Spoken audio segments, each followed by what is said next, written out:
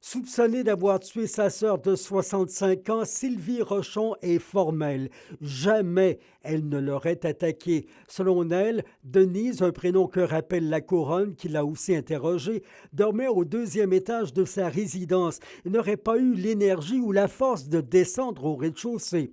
C'est pourquoi elle est persuadée que c'est avec quelqu'un d'autre qu'elle s'est battue après s'être fait empoigner les cheveux et reçu un coup d'abat-jour sur la cuisse droite. Plus calme, quand elle répondait à la couronne, elle déclare être apeurée et en état de crise au point où elle a de la difficulté maintenant à expliquer la chronologie de l'altercation mortelle et surtout des 3 ou 4 coups de lampe qu'elle a assénés à la tête de son adversaire, ni quand elle a, pour attacher celui-ci à une table basse, enroulé un fil électrique autour de son cou.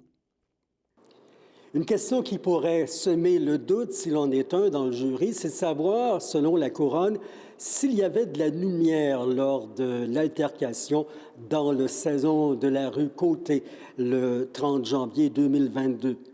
Puisqu'il faisait nuit, elle ne pouvait identifier son agresseur, du moins avant de retourner son corps, quand la victime a cessé de se débattre.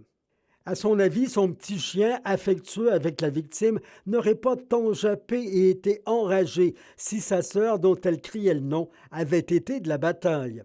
La preuve principale étant close, c'est vendredi que devraient avoir lieu les plaidoiries des avocats en présence. D'ici là, on se prépare pour la suite de ce procès. Yvon Moreau, RNC Nouvelles, à Ronande.